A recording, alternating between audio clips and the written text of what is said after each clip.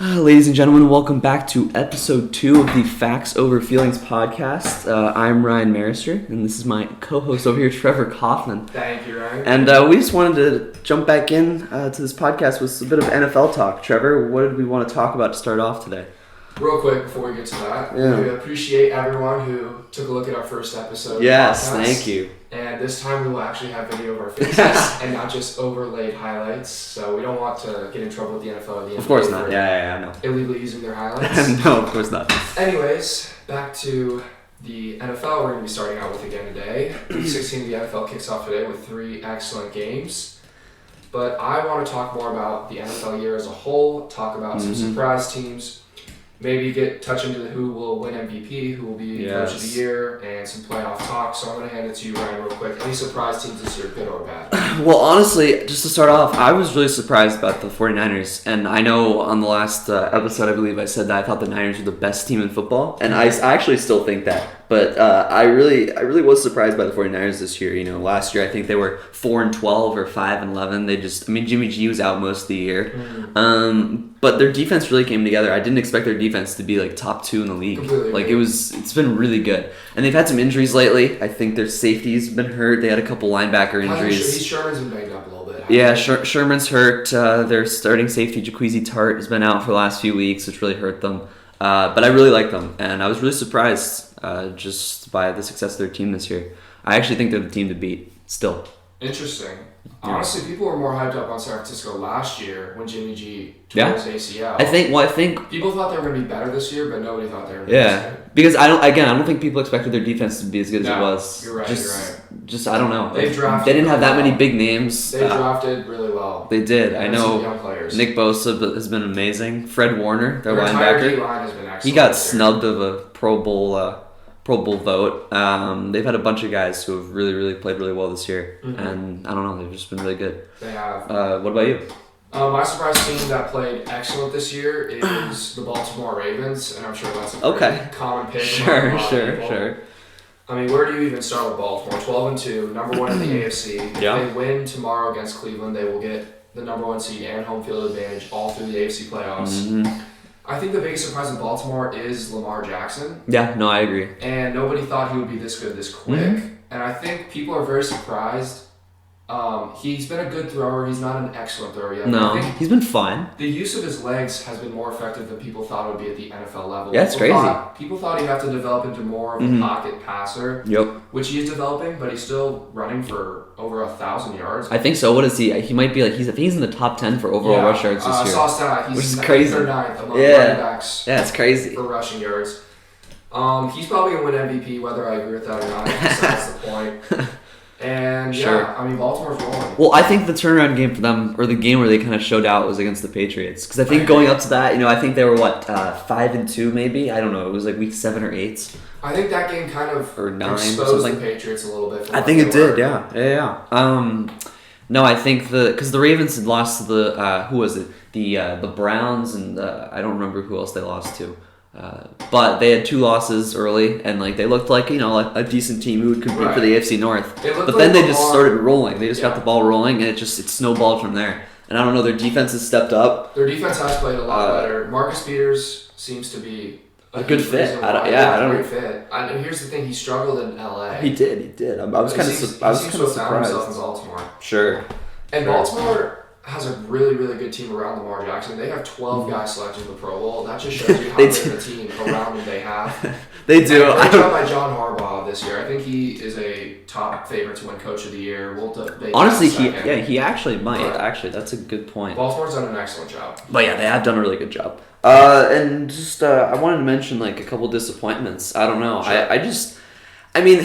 I don't know how likely it was that they were going to make anything of a playoff push, but the Chargers this year, I don't know. It's just I've never seen anything like it. You watch their games, and they always find a different way every week to lose a close game.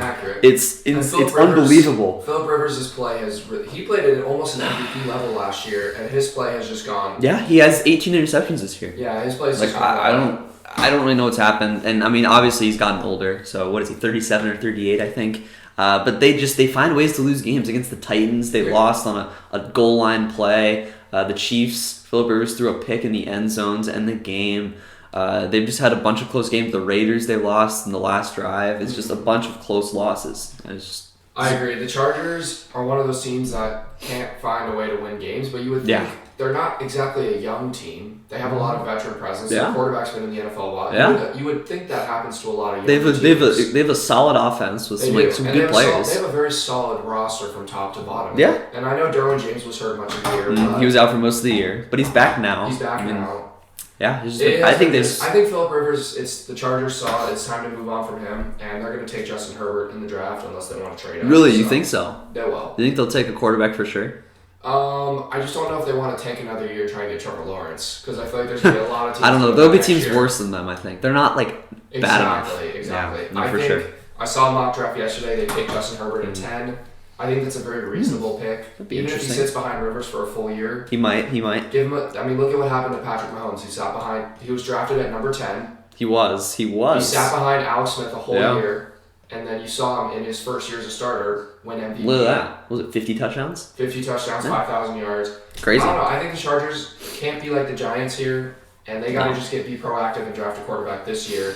Take a chance on Herbert. Move up. Try and get Tua if they want. I don't care. Get a quarterback in the draft. Move on from Rivers. You saw what he's doing. Sure. My disappointment this year is, even though they're playing better as of late, the Atlanta Falcons. Sure. I think last year they had excuses. Their defense was... Well, they had a bunch of safety injuries, I know. Yeah, their defense was depleted. This year, though, they just weren't competitive much of the year, and now they're more competitive now, but it's just it's too little too late. Exactly, too little too late. Exactly. We'll talk about it in a little bit, but is Dan Quinn going to lose his job? He's been on the hot seat the entire season. He has. Ever since he got to the Super Bowl, it's just been a question mark of how long will Dan Quinn stay. They haven't. Super Bowl game, they haven't. And I think a lot of it has to do with their defense. Now, I don't really know what they have to do. I think their D-line hasn't been getting a lot of pressure all year, and that's been a big issue. And most of their defense is a question mark at this point. Yeah, that's the thing. Their offense should be really good, and most of the time it is. I mean, Matt Ryan's Matt Ryan won an MVP. People forget that he did win an MVP. Yeah, no, he's a decent quarterback. No, he's a very good quarterback. Mm-hmm. Yeah, no, for sure. And I don't know. I think the Falcons, if they don't turn it around soon, I don't know how much longer Dan Quinn can last. Because what are they? I believe they're 5-9 right now. I believe. But they're not doing anything special. That's for sure. I completely agree. And so I don't know. When it comes to the MVP conversation, I feel like at least the sports media is pretty unanimous on who they want for MVP. I'm a little. I know that you have kind of a little bit of questions about that. I understand the case for Lamar Jackson, and it's a great case. Sure. He's statistically putting up the best numbers by far of any quarterback. Mm-hmm. He's thrown the most touchdown passes in the league. He's the best. He has the most rush yards of any quarterback. By far. Team success. Baltimore has the best record in all football. Yep. But I just mentioned it a few minutes ago. Yep. Baltimore has 12 guys selected to the Pro Bowl. They do. That team is a lot better than the Seattle roster from top to bottom. That team is also built around Lamar Jackson. Sure. And yes, he doesn't have the greatest weapons in the world, but I think that team and that personnel is fit for him to succeed, whether or not it is the best personnel statistically on paper. Mm-hmm. And I just think Russell Wilson's been disrespected all of his career. When they went to the Super Bowl with the Legion of Boom, it was all about the Legion of Boom. It was all about that defense. Then it was all about, or at the same time, it was all about Marshawn Lynch. Yep. Russell Wilson has never received... Beast mode. Russell Wilson has never received the credit he deserves. And Seattle's the number one seed in what many people think is a better NFC conference than the AFC. Yeah. And a deeper NFC conference. I mean, the NFC West, I think, is the best division in football. I agree. That's just me. The Seattle Seahawks 11-3, a below-average defense, a bad offensive line, okay receivers, decent running backs. If Russell Wilson isn't playing, that team is not competitive. That team will not win a football game. Yeah. Whereas Baltimore, if Lamar Jackson had an off game in the playoffs, I think their defense could win them a game at home. Let's say a Houston or a Kansas City came to Kansas City. But if Houston comes to town in the divisional round, because that's what it looks like it'll be right now if the things were to stand. Okay. Their defense could win a playoff game. They could. And I don't think if Russell Wilson doesn't bring his A+ game, Seattle will lose. We saw that against the Rams on Sunday night 2 weeks ago. Mm-hmm. Yes, we did. Russell Wilson has an off game. The Rams look like they're a Super Bowl team again. Yeah, the Rams a few weeks back just looked like they were a lost cause, and then they go against the Seahawks and they look like they're a lost cause again. So Russell Wilson for me, should absolutely win MVP. It's not even close. But Wow. I do understand the case for Lamar Jackson. Okay. I mean, listen, it's tough because I know Russell Wilson's been playing really well. I know he's been disrespected, at least like in terms of the MVP conversation for years. But like the problem is, I think part of it about Lamar becoming MVP is just like the fact that no one expected him to have this big of a jump. And me of all people, especially, I questioned his ability to throw a lot, like consistently before the season. And I mean, honestly, I still think he's a pretty average thrower. But regardless, he's made like big strides, especially from that Chargers game, that playoff game that they had last year. Yes. Like I just remember that. Yeah, It's just he's made big strides in regards to that. But I also like the system has done a lot for him, and I understand your point where like the system and the team is perfectly molded around him. It's a perfect situation, you know. But I think it's just the jump that he's made. I think you have to recognize how big of an increase in his level of play has been this year. You know, he's gone to an elite level. He has. Yes. And I think that I don't know if you can ignore that. Now, if you go just by most valuable player, like it probably wouldn't be Lamar, right? He probably isn't the most valuable quarterback out there, right? Like Russell Wilson might actually be the most valuable, or Mahomes, you know. You take them off their team, how good are they really? I agree. So, but no, I think at the end of the day, this year you have to give it to Lamar. I don't know if he's necessarily the most valuable player. I don't really think he is, but he's made a really big jump, and he's taken the national stage by storm. And I think you kind of have to give it to him this year. And I also think Lamar Jackson's intangibles are excellent. He's very mature for how young he is. Sure. After the game, I listened to an interview, and the reporter straight up asks, she goes, Lamar, I know you don't like to talk about yourself, but blah, blah, blah. Wow. And the fact that she leads with that shows how humble and Yeah, how for sure. hardworking Lamar Jackson is. And I think Baltimore, that organization received a jolt of energy. Even when he took over last year, I felt like Joe Flacco was boring. And Lamar Jackson, no, for sure. I think Lamar Jackson may have saved that organization, and now look at him. He might have. Look, good for him. Like, I think he's going to win MVP this year. He is Whether very or not- deserving of the award. Sure. He's not my pick, but congratulations, Lamar Jackson. Let's see how you do in the playoffs, though. Yeah, we'll see. Yeah, do you think? Hold on, real quick. Do you think the MVP should include the playoffs I as well? absolutely Do you think so? because what do we talk about? The best players make the biggest plays in the biggest games. Sure, And yeah. the biggest games are the playoff games. And they're not regular season necessarily, right? You know, playoffs are the I biggest agree. stage of the year. The playoffs are all the Yeah. nationally televised games, like one and done. Like you get 60 minutes to Mhm. move on. I Yeah. absolutely think it should include the playoffs, but that's not how the That's award not how it works right now. So unfortunately, Yeah. Lamar Jackson's gonna win MVP. I'm just kidding. All right. Well, we wanted to move on to who we thought would win the Coach of the Year this year. You know, there are actually a lot of candidates this year. There are a lot candidates. of teams that have overperformed, that I would hold have off. exceeded expectations. Coach of the year for me could fluctuate in the next couple weeks, Depending on based who makes it or based what. on. Well, here's the thing: if San Francisco Yeah. loses their next couple games, goes 11-5, only makes the wild card. Sure. You know, I don't know if I want Kyle Shanahan to be Coach of the Year, but if Buffalo wins the division, Really? beats New England today, Sean Really? McDermott, maybe Coach of the Year. Wow. But here, you give me your pick. If Coach of Okay. the Year was decided today, who would be Coach of the Year? If Coach of the Year was decided today, okay, honestly, this is actually really difficult.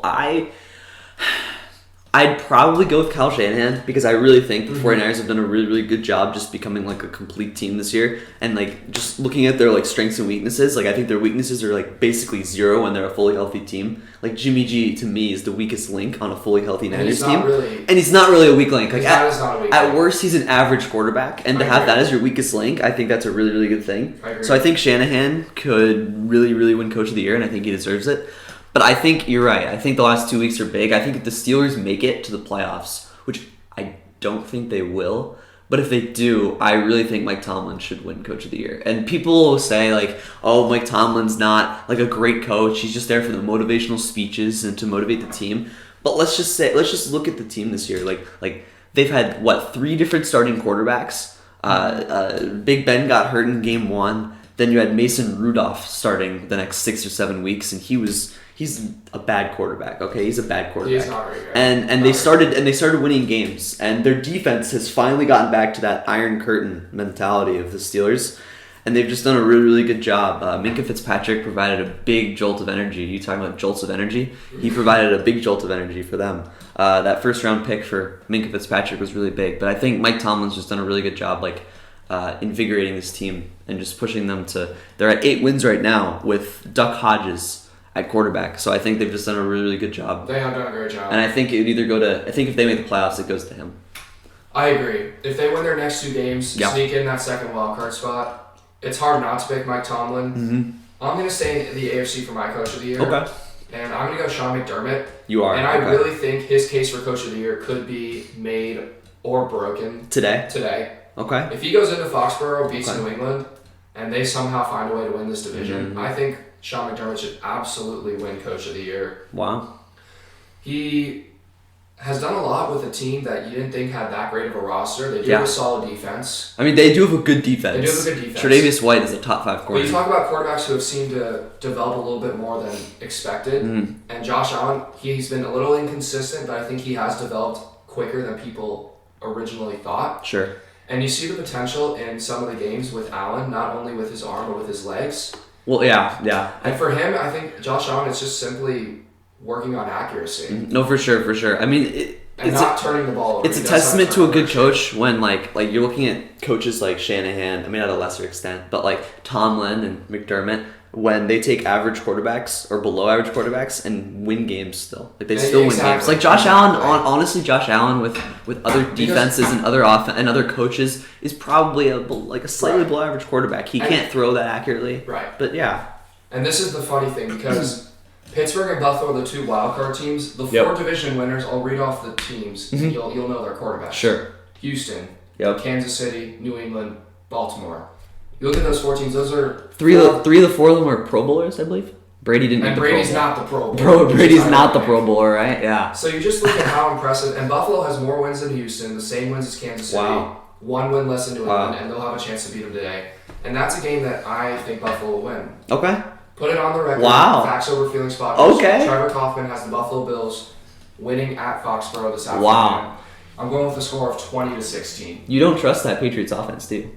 No, I don't. Edelman's hurt. Mohamed Sanu has done nothing. Yeah. Brady just doesn't look as accurate this year. Nikhil Harry's been hurt all year. I think he's doing a little better, but I don't think... But he's only playing like 50% of the snaps, so he's not getting on the field. Strength.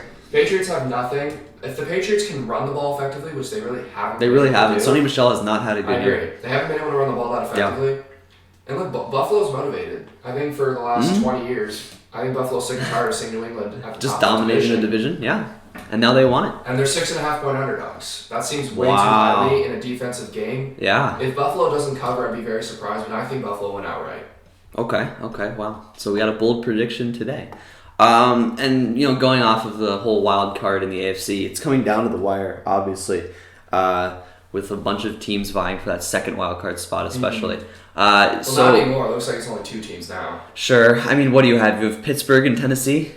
Those are the only 2 teams that. And I guess Houston, if Tennessee decides to win out and then beat Houston. Fair enough. But yes, it's Houston, Tennessee, and Pittsburgh. If Houston wins today, they win the division. Okay, then there you go. So it's and probably... I think they're up 14-0. James Winston's thrown 2 pick sixes in the first 5 minutes of the game.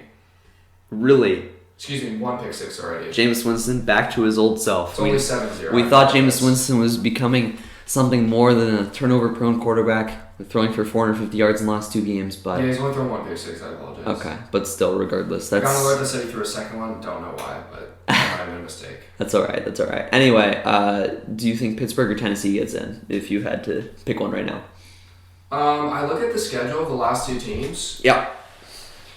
And I don't know how the tiebreakers work, but apparently if Pittsburgh is 9-7 and Tennessee is 9-7, Tennessee gets in. If they're both 9-7? That's what I heard. Is that, I think, well, if they're going off, the second tiebreaker other than head-to-head is divisional record, is it not? I think so. I believe it is. I mean, if Tennessee has a better divisional record, then that would make perfect sense. I'm going to look at the standings real quick. But, okay, yeah. But I would go with, I would honestly think the Titans are going to get in. I mean, they seem to find if you just look at the rosters, I don't know. I think Tennessee's the better overall roster. I think they have a solid enough defense. Like, they've always had a solid defense. I think Pittsburgh's defense is obviously a lot better, but I think Tennessee, the emergence of Ryan Tannehill has Tennessee been and Pittsburgh crazy. is going to be so close. Pittsburgh is 3-2 in divisional play. Tennessee's 2-3. Let's say really? they theoretically both finish 3-3 because Pittsburgh has Baltimore left on the schedule, right? Yeah. That would give Pittsburgh a 6-5 conference record, and Tennessee's conference record as of right now is 6-5. Wow. So Okay. I think the Steelers will get in because Really? Because You think they beat the Ravens? No, but I think they beat the Jets. They will beat. They will beat the Jets. Okay. If I think they beat the Jets, they get to 9-7. Yep. Tennessee has a tough game against New Orleans. New Orleans seems to be playing some of the best. Talk about teams that can win it all. New Orleans could be a team that goes all the way. Yeah. They're playing great football right now. The funny thing, sure. I don't really know how it's going to all pan out. I just have a feeling Tennessee will find a way to get in because that's just what they do. They kind of seem to always in every year, sneak in. Seem to have find a way Now, to have like a game where. Now I don't really think they'll make any noise. I don't No, they're think. gonna have to play at Kansas City in the wild card, and it won't happen. In KC. It won't happen twice where they go into Kansas City. No, I don't think they beat Kansas City. But no, I don't know. The fact that they got in after switching their quarterback after week 4 or 5, I believe, is just it's a testament to the coaching. And I think next year, if Tannehill can play at this level next year, I think they have a great shot. Great shot to win their division. Yeah, AFC South will be real competitive. Build up that defense a little bit more. I think they can be a very good team in the AFC next year. Yeah, for sure. I'm gonna go Pittsburgh. You'll go Tennessee for that second wild card spot. Sure. I think Tennessee though would be a tougher out than Pittsburgh, just because. Really? Well, I take that back because. Defense can keep you in football games, even if you're the weaker opponent. Yeah. Pittsburgh's defense will keep them in the game. Yeah. I think the Tennessee game would be more exciting. Sure. I think the Pittsburgh game would be very gritty with 2 defensive battles. But it depends on the matchups, too. We'll see how it all plays out. We'll see how it shakes out. We'll be sure to do another episode before the wild card round and such. Switching gears to the NFC. I want to talk about the big game in the NFC East tomorrow. Okay. Dallas or Philadelphia. Who wins that game? And basically wins the division. I mean, listen, Jason Garrett has been he's just not a good coach, but I still have to say the Cowboys and clear roster personnel advantage. Yeah, and I just don't know if the coaching difference is big enough. Doug Peterson, I don't know how good of a job he's done this year coaching their team. I think the Cowboys just have the personnel advantage is too big. I think Dak Prescott's a top 5 quarterback in the NFL right now. Not necessarily talent-wise, but he's playing like it right now. It's just the offense has been really good. I think the offense has been really, really good, and I think that I think the defense has let them down, and at times the offense has stagnated. But I think a lot of that has to do with just Jason Garrett just seems to provide no support to the team, no enthusiasm. But I don't know. I think the Cowboys pull out this game. The Eagles' defense is terrible secondary especially. Carson Wentz has receivers that would be on practice squads on those teams. It's gonna be a tough game to win for Philly. And Dallas seems to have Philadelphia's number. Yeah, they beat them 38-10. 30 something. It was more. It was like 30 something to 10. Yeah, it was 30. Early in the year. Yeah. Last year, what really kickstarted Dallas's late run was a win at Philadelphia on the road. I'm gonna agree with you on this one. I'm gonna go Dallas. Okay. Just because Philadelphia is so beat up. Yeah, and I don't think Carson Wentz is good enough to carry them. I don't think he's good enough to overcome everything that's happened to that roster this year. And here's the thing: Dak's playing for a lot of money. I think this is a game where if he flops, he'll get paid. If he flops, they'll have a tough time. Really? But if he thrives if he thrives in this game, you'll pay him for sure. I think they'll pay him either way. But this is going to be a big game because Dallas really should have won this division a while ago. They really should have. They have let Philadelphia back in, and Philadelphia now has a chance to avenge that loss and win this division. They do, and I don't know. I think that game that the Cowboys played against the Bills was super. I don't know. It was just a statement. It's just what's going on? No, against the Bills over Thanksgiving when the Cowboys lost to the Bills. Oh, a statement in a bad way. Yeah, in a bad way. Yeah, I'm sorry. In a bad way. But it's just like these two teams have had such issues this year that I find it unbelievable that one of them is still going to be able to get into the playoffs because seems to happen though every year. One division seems to let in a 9-7 team. but it's just and like people are always arguing, "Well, get rid of divisions." Well, like every year, a different division is going to have a weak I know, link. yeah. I mean, and it just happens that the NFC East this year is going to have a sure. I mean, a 9-17 couple years or back, it was the 8-18. NFC South. I know. I believe it was the Panthers that got in at like 8-8 or something. Right. But yeah, no, it happens almost every year. You're right, and yeah. We seem to agree on Dallas. Sure. Dak being a top 5 quarterback in the NFL right now. You don't know about? I can name 5 quarterbacks better than Dak Prescott. Right now? Lamar Jackson. Yeah. Patrick Mahomes. Yeah. Deshaun Watson. Okay. Drew Brees. Russell Wilson. I don't know if Deshaun Watson's better. Oh, He might be. He might be. Come on. You don't think Deshaun Watson's better than Dak Prescott? I mean, I think maybe he's a better quarterback, but like you look at Dak this year, just like I want to look at their overall offense, and I know for a fact that at least as of a couple weeks ago, the Cowboys were having the most yards per play on offense, and that offense has been for the most part it's been quite good, and I think that and yeah, as you said, that Rams game last week where they won 38-7. And Deshaun Watson has more wins than Dak Prescott on a team that's not as good. Would you rather have the take away Deshaun Watson, Dak Prescott? Would you rather have that Cowboy roster or the Houston roster? I'd rather have the Cowboys team. Taking away the quarterbacks, you'd rather have the Cowboys team. Yes. I completely agree. It's not as big of a gap as I think you make it out to be. But it's not that big of a gap, but there's a gap. Yeah, sure. I guess Dallas has. You could argue Dallas has a Pro Bowler in almost every. I mean, Byron Jones in the secondary. Oh, and then Van Der Esch and Jalen Smith linebackers. And then their O-line. Their O-line has 3 Pro Bowlers. Zach Martin. Their O-line has 3 a couple Pro other Bowlers. guys. Zeke Elliott. Yeah, I know. Back. I just think that Jackson playing in a really. I mean, we'll have to see in the playoffs. I think a lot of it comes down to how they play. At that high of a level because I just think it comes down to how they play in these big games, and I think that Dak. I think that he'll make some plays. I think he will. A lot of people continue to doubt him. I don't know. I think he'll make some plays. There's no doubt. I think he can make plays, but I think his stats are a little inflated this year because of the games they've had. I think there was a stat. Okay, I suppose he has gotten some garbage time yards and garbage He's time second touchdowns. in the NFL in passing yards, went down by at least 2 or 3 touchdowns. Okay. His stats are inflated. He's a good quarterback, but he's nowhere near Deshaun Watson. That's ridiculous. You said that. I'm actually a little angry compared Dak Prescott. I mean, Deshaun Watson also lost to the Broncos in Houston by like double digits. The Dak Prescott lost to the Jets. I know. I'm saying, but Deshaun Watson is on this like high pedestal that you put him out to be. Okay, he makes a bunch of mistakes as well. He has turnovers and offense stagnates as well. In the AFC. I'd say Lamar and Patrick Mahomes are the only 2 quarterbacks better than Deshaun Watson right now in the AFC. In the AFC, you think that Deshaun Watson is the 3rd best quarterback? Easily. He's had a much better year than Brady. He beat him head-to-head. Okay, yeah, he's definitely better than Brady. Here's the thing. They're all better than Brady because they all beat Brady head-to-head. Brady's lost to the Ravens, the Chiefs, and the Texans. That's why those are the 3 best quarterbacks in the AFC. Sure. And in the NFC, the only quarterbacks better than Deshaun Watson are probably Russell Wilson and Drew Brees. As of right now. I wouldn't say Aaron Rodgers is playing better than Deshaun Watson this year.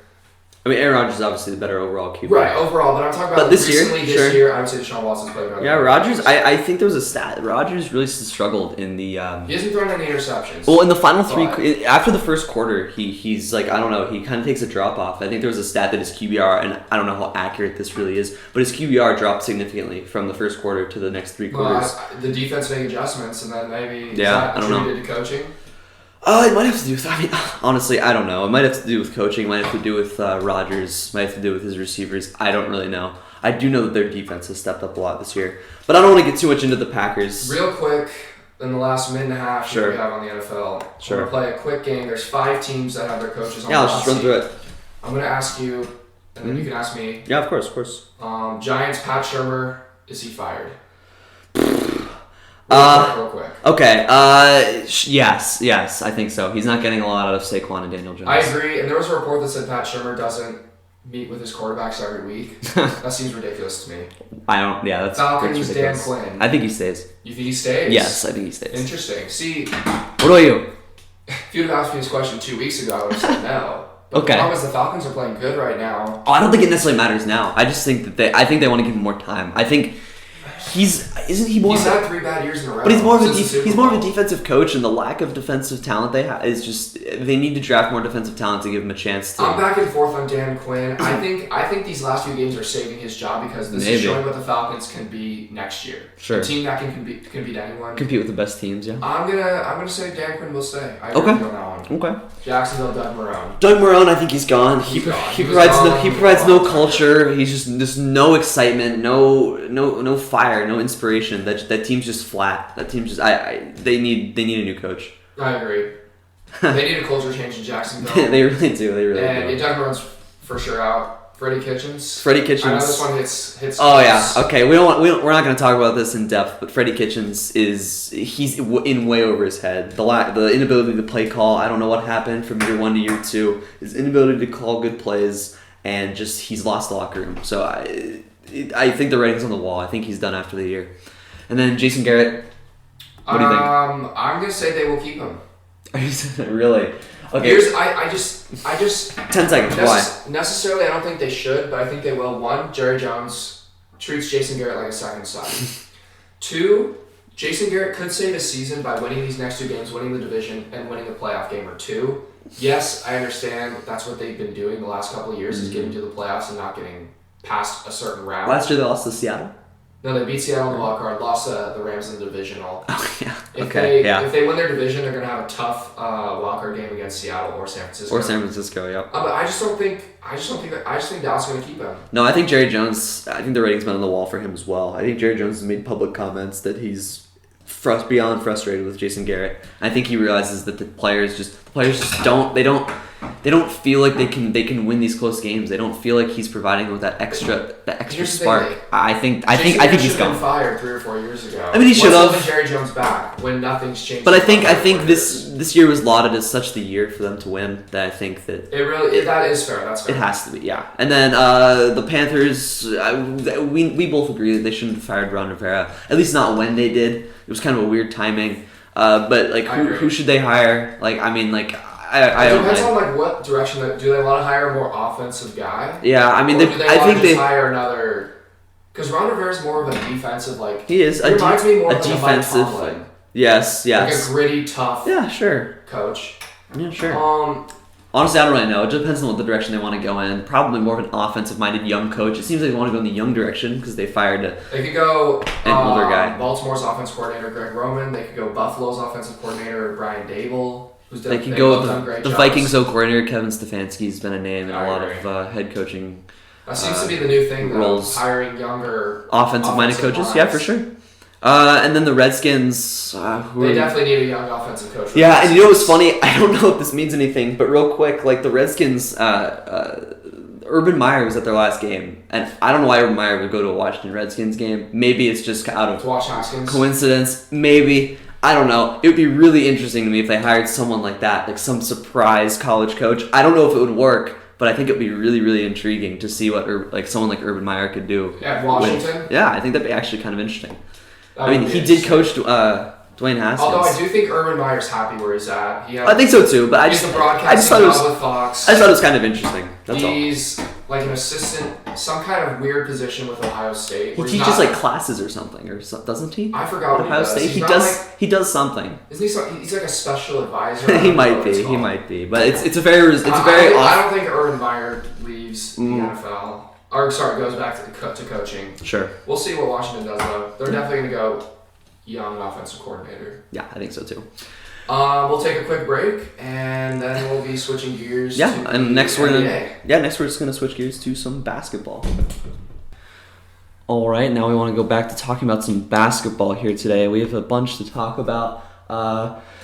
There's been a lot in the last few weeks that's happened. None more interesting than the Luka Doncic injury. It was actually, just kind of a surprise. He's having an MVP caliber season for sure. It was an ankle sprain, right? It wasn't a high ankle sprain, so I know it's going to be a lot less time missed than if it was a high ankle. But he's out for the next 2 to 3 weeks. At this point, I think it's another week and a half maybe. I know he's already off crutches.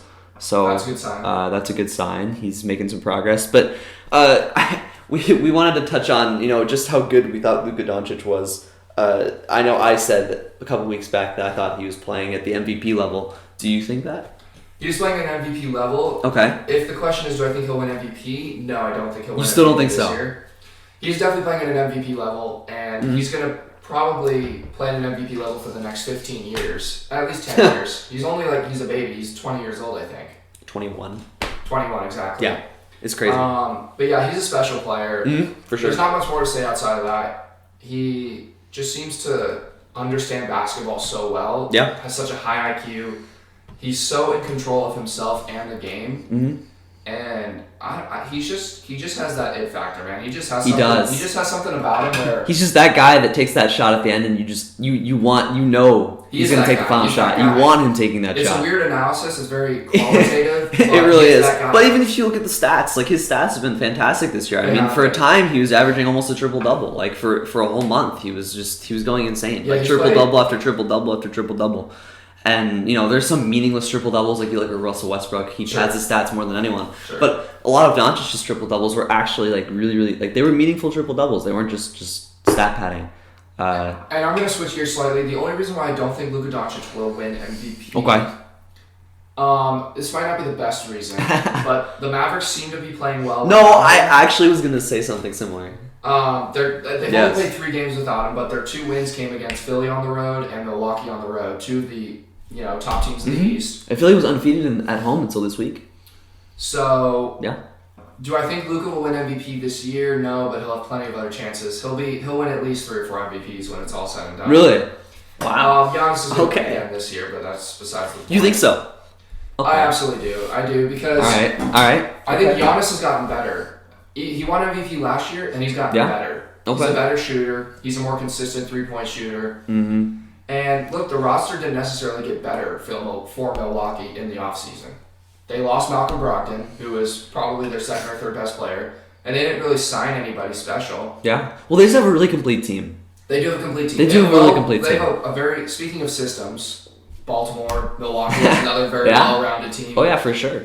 But Giannis has taken his game to another level, which for me is impressive because he played at an MVP level last year. And he did. He's getting better. I mean, he was hitting those threes against the Lakers, I think it was. I think he had 5 threes, which is If he's hitting threes, he's the definition of unguardable. Yeah. It's unbelievable. I mean, he's scary good. No, for sure. I don't know. I think if Luka comes back and they start, and he keeps playing at the level he's been playing at, I still think he could win MVP. It's gonna be between him and Giannis. I think. I think so. It's gonna be between them two. But it'll be really interesting to see. I think people are sick of Harden.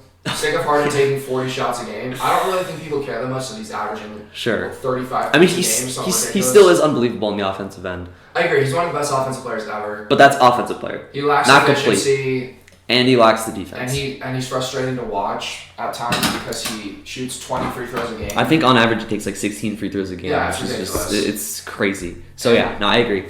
And I hate it because he knows he's so smart. Well, he exploits it. He knows how to get to the line. Exactly how to he knows what to do. Yeah, for sure. Like credit to Harden for that. It's frustrating as hell to watch, especially as a Suns fan. But it works. But it does work. Yeah, he gets it done. Yeah, that's true. Not in the playoffs, but. They won't go far in the playoffs, I don't think. But anyway, we wanted to also talk about some early contenders or teams that should maybe tank. And I kind of wanted to ask you, I know you're a Suns fan. All right, I wanted to mention this real quick. Sure. You guys are in a position where you're 11-17, I think. I believe is the record. The record doesn't sound too. But they are a game and a half, I believe, out of the 8th seed or something like that. They're very close. But I wanted to see, do they still go for the 8th seed? Do they still go for it? Yes, you do. Okay. I think making the playoffs is huge for a team's morale going forward. Yep. Even if you get swept by whoever we're going to play. If we made the 8th seed theoretically, we'd probably have to play the Lakers. We'll get swept. Yeah. But for a team's morale that hasn't made the playoffs in 10 years, it's great to at least get a little taste of the postseason. Mm-hmm. I absolutely think the Suns should gun for it this year. Even if they don't make it. There's nobody in this draft class that I am wowed at. Sure. And there's nobody in this free agency class that I'm also especially the free agency class. The free agency class is there's really, nobody really to tank average. for necessarily this year. Sure. And look, if you're the Suns, you're a young team, and you're a team that has talent. We have a potential all-star candidate in Devin Booker, DeAndre Ayton. If he can find a way to stay on the court and not take illegal substances or get ankle injuries, that'd be great. All right. Absolutely push for No, it. I think it's definitely good for the team's morale and everything. I think it's good for the players to try to learn how to win games because these young teams really struggle in closing out games. And I think a lot of that is like, again, I've said it a lot, but I'm going to say it again. I think you guys are really similar to, not necessarily in play style, but in terms of closing out games to the Kings last year. It's just like the young teams being able to close out games is something they just have to learn over time. And I think going to try to win these games is really important for the players in their development. Yeah, but like I really. Honestly, I said the Miami Heat were one of my biggest good surprises this year. A couple weeks back, and it's continuing.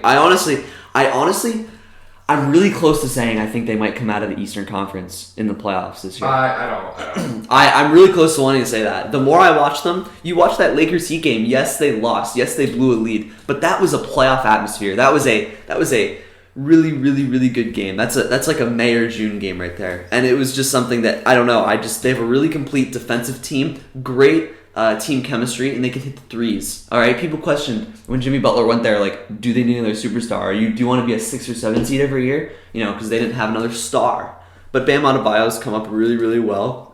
Kendrick Nunn has been really, really good. They've drafted really well. They've drafted really well. I said on the last podcast, they've drafted better than anybody. And they have the right players, and I really think that they can make it to the Eastern Conference Finals and maybe even come out of the East. In a best-of-7 series, I think personnel and talent, more than anything, starts to take over. Okay. And I don't see Miami beating Boston or Milwaukee this year. Really? I think they could beat Boston. It's too early. I don't want to jump the gun. It's tough. We'll see later. Yeah, the NBA's got a long way. It has a long way to go, but I really think that Miami can compete with anybody.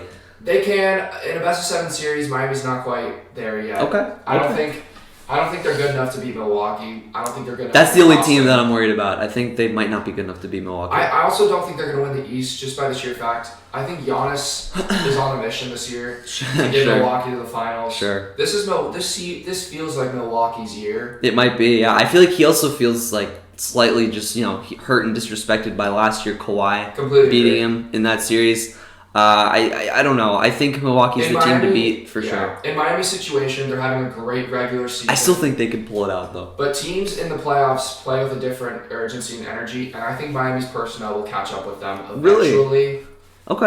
I think they'll easily win at least one round in the playoffs, but they're the 3 seed right now. Yep. If they have a second round series against Boston, I would feel comfortable picking Boston as a bettor's man.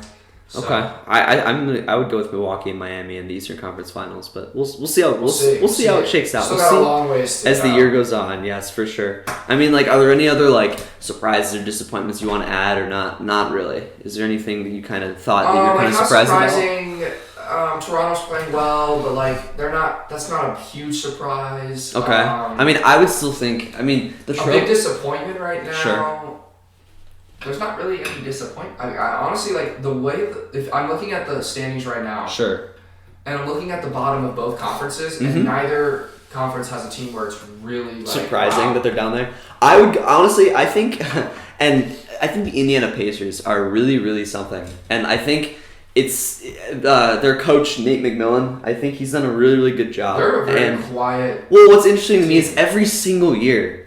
Okay, they're 20-9 right now. They're 20-9. Okay, and every year he puts together these winning seasons. At least these last 2 or 3 years, and people just don't recognize it. They don't recognize it. Sure, they don't go that far in the playoffs, but look at this. They have no stars at all. Victor Oladipo's out still. He'll probably come back sometime in mid to late January, but he's not back right now. I think Indiana could be a very scary playoff. But he's done a really, really good job. I think they've been a really good surprise because I think people expect them to be a pretty average team. But I don't know. You're talking about Miami making the Eastern Conference Finals. I think Indiana can really okay. I don't know if they can make noise in the playoffs, but I think they've done a really, really good job getting to where they are right now without Oladipo. I think they had a really good offseason. They picked up Malcolm Brogdon's been really, really good for them. And they also picked up T.J. Warren, who he's actually played pretty well. Solid player. He's played very well. Solid. He's a good starter. If he can stay healthy, I think he's done a good job. Getting Oladipo back will take them to it. I think they could be. They have Miles Turner, right? They have a very good team. They have a good team. Victor Oladipo will only make them better. Yeah, so they're one of those quiet teams that I think it's good to look out for. But they've definitely I think they could end up being very easily a top 4 seed in the East. I think the East this year I think is better than it's been. It's the playoff teams are much more. The playoff teams are very this year. I think it's really interesting. At least on the defensive end, especially. I think it's below the Philadelphia's at 6. Anything below them, you start to see a drop. Yeah, but look, Philadelphia's at 6. But that's Like you got the six top quality 5 or 6 teams teams there. I agree. So I think it's been it's going to be a really good year for the Eastern Conference, especially. I think we're just waiting for May. I think everybody's waiting for that For crosstown rivalry between the Lakers and the Clippers. Mm-hmm. Yep. So, I mean, this year in the NBA is really unpredictable. Finally, finally, which is right? awesome. Finally. Which is great. It's not a Good thing LeBron Kawhi didn't go to the Warriors Lakers. Good thing NBA Kawhi didn't finals. go to the Lakers. Yeah. And I also wanted to mention just someone that I think is in line for most improved player this year. And I know, again, it's pretty early, but I just want to mention real quick, Pascal Siakam. 2 years in a row. Okay, 2 years in a row. I really think he could get it again. I think so. He's taking a lot more shots. He's taken the primary role in the offense. He is hurt right now. He got hurt after Wednesday's game against Detroit, but he'll be okay. He's taking like 9 more shots, but he's averaging 9 more points. He's hitting more 3-pointers. He's shooting like 40% from 3, which is a big man like that with his length. It's just he's just so good. He's just so good on the offensive end, and you don't know if a player like that can take the next step and be the primary ball scorer and handler. But he's taken it. He's done a very good job. He's taken it in stride, and he's just been a really, really good player. And again, if Toronto continues the team success that they've had, he could definitely win. He's going to be an all-star, I think, for sure. In the East, he'll definitely be an all-star this year. He should be. I think he'd even be an all-star in the West, maybe. But anyway. Tough to say, but yeah. I think he could also win it this year. So I think that's something to look out interesting you for. say that. I actually haven't really thought about most improved player or like anything like that, or like rookies of the year. year. I think I'll close out the NBA discussion with this. Yeah, let me hear it. The Ja Morant near dunk of the century. Oh Kevin my Love. goodness! Kudos to Kevin Love. If you haven't seen that, go look at that. That was unbelievable. That just shows you what kind of athleticism Ja Morant has, and that's why people were comparing him to Russell Westbrook in certain ways. And I think that dunk proves... He jumped over Kevin Love. Like, he barely touched him. He almost jumped clean over him. Ja Morant will win Rookie of the Year, no doubt. And I think he will, too. He's building good for the next 10 years, for sure. But I just wanted to conclude the NBA with that. Yeah, of course. And after a quick break, we will wrap up episode 2 with some college sports. Yeah, some college sports, some college football, college basketball. And, yeah. Be right back. All right, we're back here. We want to talk about some college football and college basketball, but really we also wanted to start out with some of the college football because it's been really it's coming down to the end of the season now. We have the top 4, and we wanted to talk about who wins the playoff. Okay, which team do you think is going to come out of the top 4 this year? This is a good question because if you would have asked me this question before I realized where the locations of the games were. Oh, really? I would have gone Clemson. Okay.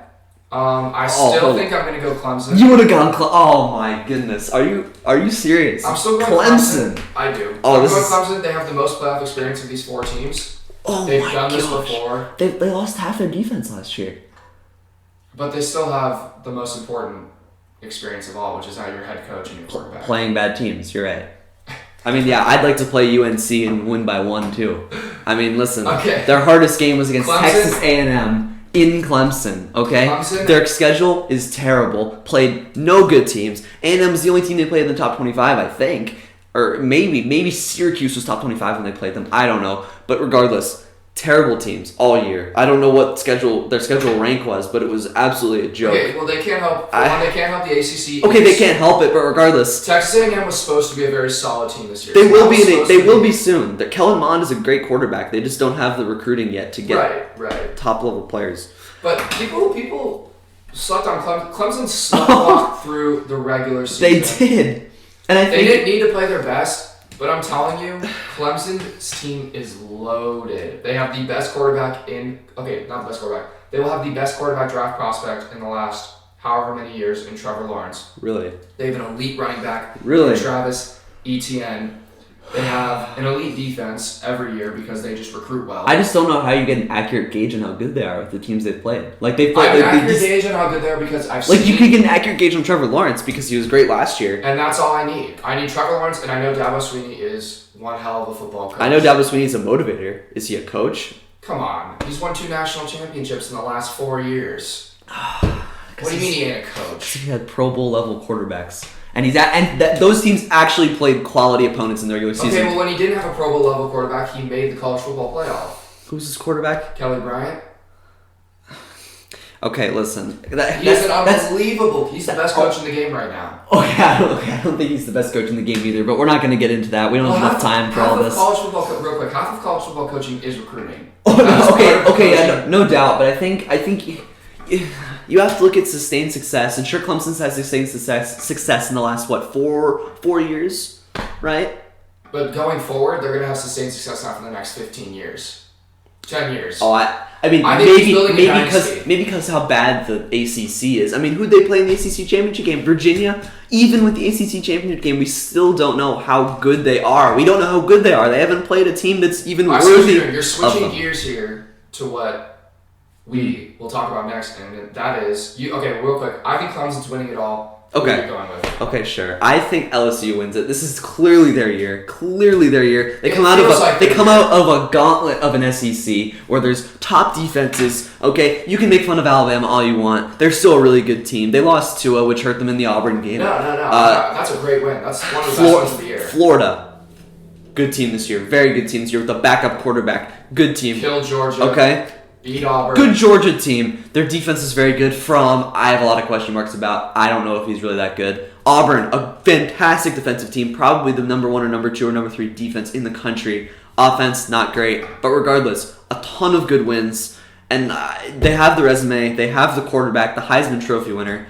Their defense is more than good enough, I think. Their offense is just absolutely unstoppable. They're going to win, I think. It's going to be... They're going to beat Oklahoma for sure. Yep, I think it's going to be LSU and look at that national championship game, Trevor Lawrence, Joe Burrow. That's a quarterback duel if I've ever seen it. Now listen, I'm not the biggest Ohio State fan, but you're kind of disrespecting Ohio State. Not even mentioning them. You're just assuming Trevor Lawrence will make it to the national title game. You're assuming. I'm not trying to disrespect Ohio State. Okay. Chase Young. Okay. They have a fantastic offense as well. All right. What is it? J.K. Dobbins is their running back. Fantastic running back. I think there's a formula to beating Ohio State, though. I think Wisconsin exposed that, at least in the first half of the Big Ten championship game. In the first half, sure. You got to be physical with them. Jonathan Taylor, who'll be a first-round pick, running back. They were physical with Ohio State. They took it to them, and they laid a punch. Ohio State adjusted at halftime. They did. Great teams do. If Ohio State gets down like that against Clemson, they're not going to come back. You don't think so? You think Clemson's defense is too good? I do. Okay. And Clemson's coaching staff is unbelievable. They have an unbelievable head coach in Dabo, great defense coordinator in Brent Venables, and their offense is absolutely loaded with the best quarterback in the country. No, I shouldn't say the best quarterback in the country. Best quarterback prospect, that's fair. The best quarterback prospect in a long time, according to a lot of scouts, and a dynamic running back with ETN, and a great receiving core. Okay. Well, listen, I kind of want to lead this into another topic that we wanted to talk about with the whole Clemson lack of schedule, lack of really recognizing who they are as a team this year. In looking at the Pac-12, and honestly, I have a similar philosophy when it comes to the Pac-12. All right, the Pac-12, what have they had? One team make the top 4 since the playoff has started? 2. It's been Oregon, right? Washington made it 1 year. Okay, and Washington. Did they really? Okay, anyway, regardless. The Pac-12, why can't they get a team in the top 4? I think it's a really simple explanation. To get a team in the top 4, you need to be undefeated in the Pac-12. You need to be. You need to be undefeated. You can't get in the playoff in the Pac-12 if you've lost. Well, that's not why a Pac-12 team's not getting in. I think the Pac-12 needs to recruit better. I mean, I think they're the last conference. Maybe 4th. Every year, who do you hear about who dominates the recruiting circuit? It's all Big Ten SEC teams and Clemson. SEC teams. Ohio State dominates. Michigan recruits very well. The SEC has 4 or 5 teams in the top 10 almost every year. Alabama, Auburn, LSU, Georgia, Florida now is emerging as a recruiting. Texas A&M has a recruiting class. Yeah, so it's just the Pac-12 simply needs to recruit better players. That's fair. And I think in recent years, just a lot of the people living on the East Coast, all right, they don't stay up to watch these super late games. And so that really, actually, I think that hurts them. I really think it does. Because they play really late at night for the people on the East Coast. The games get done at... An 8 o'clock game in the Pac-12 is 11 o'clock. It gets done at 2 a.m. And a lot of people aren't going to stay up for that. And especially, and even people don't want to admit it, but these college football voters who decide the top 4, I honestly, it's hard for them to watch all these games. And I think... the lack of defense has just hurt them for a long time. The Pac-12 hasn't had it's had a bad reputation for defense for a while now. And whether or not that's still true, it definitely hurts them. in the national view. I do think, however, if Oregon would have avoided A loss to Auburn. a loss to Arizona State, Oh, they sure. would have made the playoff. You think so? Oh yeah, probably. Based Over on how Oklahoma. everything played out, Because they would have had one loss to Auburn and one out, right? and one out, and they Because they dominated beat Utah. Which Utah I knew it was gonna happen. I don't know about you. Okay. You knew it was going to happen. Oregon's the better team. All right, they have the better quarterback, which in college typically means you're probably In gonna college win. football, The better quarterback typically wins. True. It's typically how it works. The better quarterback I think. typically wins. Weird you say Or that. or system. What? Trevor Lawrence, Justin Fields, who's the better quarterback? Trevor Lawrence. Weird. But he's proven he can beat North Carolina.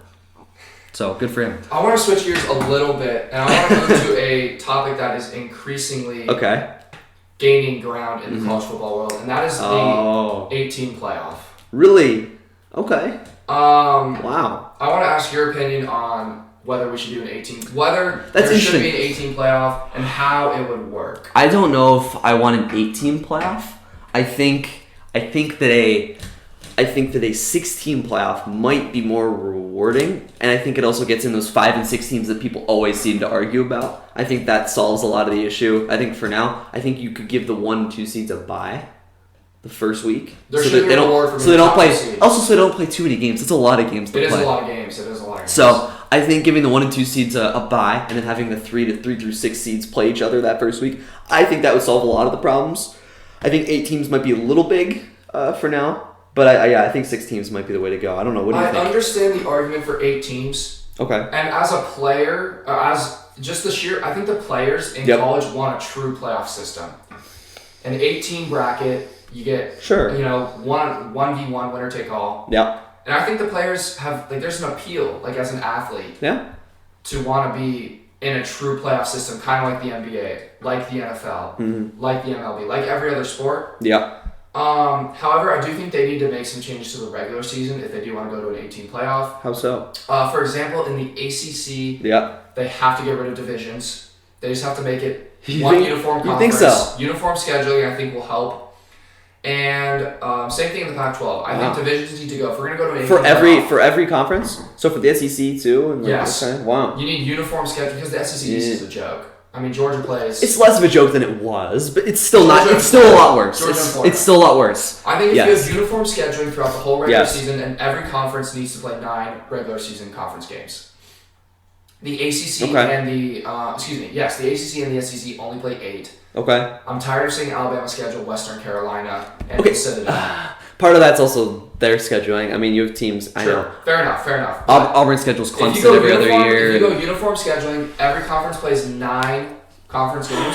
I think there's a way to where you get an 18 playoff, the 5 conference winners, and 3 at-larges, or if a group of 5 team is good enough, this year Memphis probably wasn't good enough to make the playoff, even if it was 8 teams. If they go undefeated. If a team like that goes undefeated, they can definitely sneak in as an 8 seed. Yeah, I think they have to slowly expand that over the years, though. You can't just jump into a big thing like that. I agree. It's a proposal. I think they're gonna go I think they'll go to 6 first if they do it, and then expand to 8. I think if they go, straight to 8. But I don't think it's gonna happen for at least 3 years. At least 3 or 4 years. Yeah, 3 to 5 years. Yeah, for sure. I agree with that.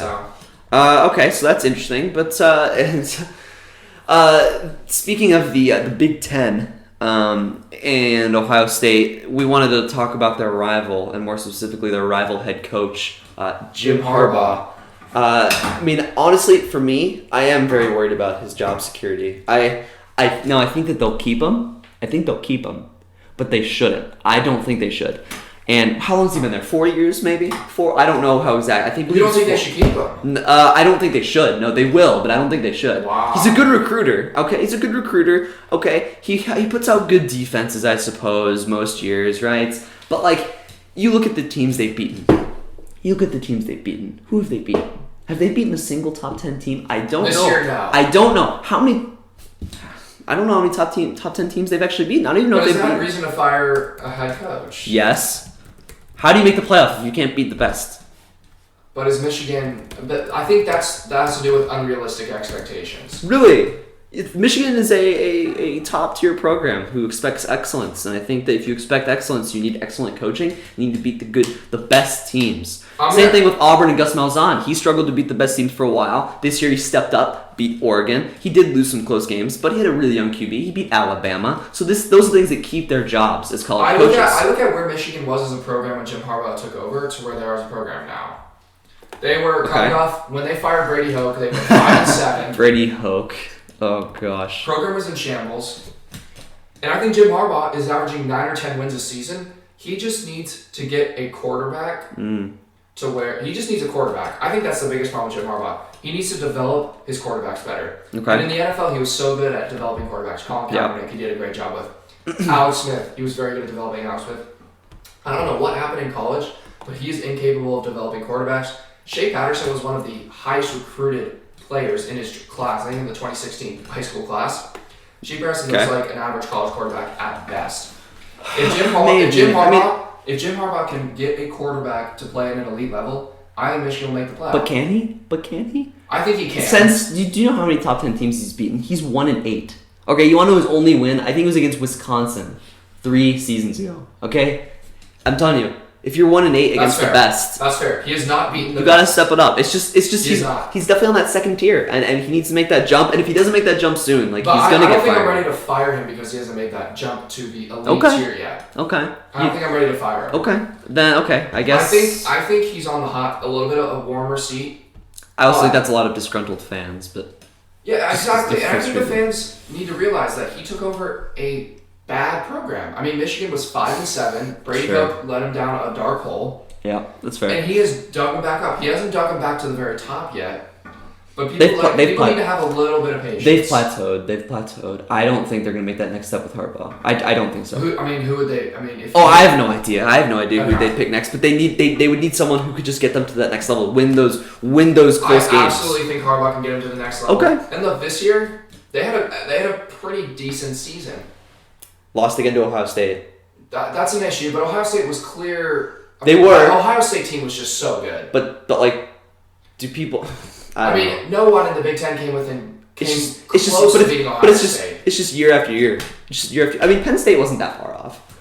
It was year after year of just his only losing. Losses are he's conquered Michigan State. Michigan State. Oh my goodness! But he beat Wisconsin once. He hasn't had that big win. I'll give you that. He hasn't had that big win, but I'm not ready to fire him. I think that's a little bit of I think that's just that's one of those things where it's an anger in the moment, heated in the moment decision where I think Michigan would regret firing Harbaugh. Okay. Well, we wanted to talk about just one more thing about college football, and then we'll touch on one quick thing in college basketball.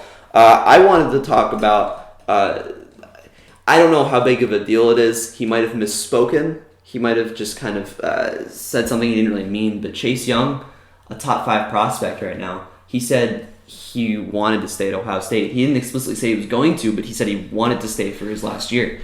I read it as he wasn't sure what he's going to do. Yeah, so if he's not sure what he's going to do, are you surprised that he's not sure what he's going to do? Very surprised. You're very surprised. Very surprised. Would you... especially if Ohio State... You think it's a mistake if he stays? If Ohio State wins the national championship, what reason does he have to stay? He's going to go number 2 in the draft. He's not... I mean, Burrow will go number 1. He's going to go number 2. Wow, what a rise Burrow's had. Even if they don't... Okay. Even if they don't win at all, what reason would Chase Young have to stay at Ohio State? He's proven everything he can prove. Get to the next level. Play on Sundays. Play with the best. Okay. And college is a lot of fun. Yeah. And college is a fun time. But if you're Chase Young... Even if he wants to get a degree, you still think he should just go back later and get it? You don't think he should... That's what he says. That's what he says. I don't know. Hey, that's a very mature answer. I'll give him credit. It really, I know it is. Tua's in the same boat. He's not sure if he wants to go either. Although he's in a different situation. He had a big injury. I think when you're as gifted as Chase Young is, you have to go. You have to go try the get NFL. The money now. Even if you flop and are out in the 3 years, go back to college in 3 years. Chase Young needs to get the NFL. He won't flop, but yeah. That's what I'm saying. Even if he does, he won't. He won't. You're right. He's too good to stay in college. You're right. If they win a national championship, I'd be like, it's been a great career, boys. I want to go play on Sundays. All right. Well, enough on college football. We're running out of some time here, but we also wanted to bring up something in college basketball that happened in the last few days. We thought was really interesting. Was James Wiseman. I'm glad we have time to touch on this because this is a very interesting issue. It really is. This is a bigger picture issue too. Yeah, I think it is too. But it's more about than just him. He decided after being suspended till sometime in January that he wanted to leave the Memphis program and prepare for the draft. I don't blame him one bit for that which the decision. coaches at Memphis were caught by surprise. They said they were very surprised by this, and I think it's a problem. And I applaud these individual players for going after their own, like they're thinking about themselves, right? Mm-hmm. Which is good. Mm-hmm. But it also puts these programs in a really, really hard spot. It really does, and I don't know if I like it. Okay, these programs aren't at fault for the NCAA's like stupidity and their like the mistakes they make, like asking Wiseman to donate money to charity. I don't really know why. Yeah, like I That's don't kind really of know what that's strange. going to accomplish. But regardless, I don't mind the suspension, but just the money that he has to give is kind of weird. Anyway. Like teams like Memphis, like they were caught off guard. Like they recruited this top player and they expected him to play and be committed to the team throughout the season when he was able to. And he surprisingly backs out. They weren't expecting it. Okay, they thought he was committed to the team, and I just think it causes problems down the road for these college teams if these top recruits continue to, pull out early in these seasons when they get minor injuries. Like I applauded Zion for coming back after that injury at Duke and playing again, which I thought was really good for him to do. I thought that was really good of him to do. I don't know I think it puts these programs in a difficult spot, and I don't know if I like it. I think if you're James Wiseman, absolutely go train for the NBA. I mean, at this point, hold on one second. Okay. The NCAA has already ruined your college experience. You're suspended, whatever. I don't even know the full story with James Wiseman. And I think this is just a message to the NCAA that if they keep doing this BS that they're doing to these college athletes, kids are going to go play in Australia. Kids are going to go play abroad. There were a bunch of players who went to Australia. LaMelo Ball, Isn't that R.J. right? Hampton. R.J. Hampton, yes. And look, I think playing for the NCAA and in college basketball, there's a lot of requirements where if you're James Wiseman and you're going to be a top 3 pick in the draft, you don't want to have to deal with going to class and all the NCAA rule violations. And now he can't even play. I would absolutely leave Memphis, go train for the NBA, but and why, go get ready for... Why wait till now? Why wait till now after he's been suspended for what? I mean, he's 3 weeks? He's still suspended for another 3 or 4 weeks. I know, but why wait halfway through his suspension? I think he was thinking about it. I don't know. I just think it just creates a really big issue for these programs. I think if you decide to go to college, I think this is a bigger issue than the programs. I think this has to do with the NCAA. Okay, no, the NCAA. They need to change the one and done rule. They need. I believe they are changing it. I think soon you're going to be allowed to go straight from high school again. Okay, well that's good. I believe soon they're going to change it. I don't know if it's these college 2021 or 2022, but I think it's going to be soon. Okay, these college kids that know they're going to be elite draft prospects don't really. I don't want to say they don't care about college. No, but right now it's still a requirement. And it's used right as now. a stepping stone. Right now it's still used as a stepping stone. And if you're James Wiseman and you follow the requirements and he didn't. But yes. Whatever happened with James Wiseman, I don't know the full situation, so I'm not going to comment on that. Yeah. But here, if I'm him, I'd be frustrated that I can't even. Oh, I'd be frustrated too. I'd be really here's the frustrated thing, as well. You're just sitting around at college at Memphis. You don't care about Taking any of the classes you're taking. Yeah. Okay. You can't play. I agree with the perspective of Wiseman. I just feel I just feel bad for these programs because it's not their fault. The NCAA is doing these things. Really. I mean, like Penny Hardaway shouldn't have given him money. I just think that these programs are gonna have a really, really hard time like relying on their players to build an actual team because their goal is to win at college. They don't really. I agree. So I just think it puts them in a really tough situation, and it has to be resolved somehow. And the way they're going to resolve it is in a few years allowing kids to go straight from high school that want to, and the players that don't can just go to college and have their college experience that way. But it's a decent solution. That NBA draft will be crazy. I'm a little worried for. I'm a little worried for college basketball in general if players straight out of high school are allowed to go. I'm not. I mean, it might be the top tier programs might do a little worse. It'll actually make the competition better because these Duke and UNC we'll see how teams. It plays out. Honestly, again, we will see. You touched on it. I think the NCAA needs to make some sort of change. Mm-hmm. Or else you're going to keep seeing this. Guys leaving mid-season to go train for the NBA. And it puts the NCAA and the players and the teams in a tough spot. So. I agree. Nobody wins here. No one wins, that's true. But we could talk about the NCAA and everything that's going on in college sports for hours, but unfortunately, we have ran out of time. I think we have. I think that's it for episode 2. Thanks everyone for tuning in, and see you guys in the next 4 or 5 days for episode 3. Thanks again.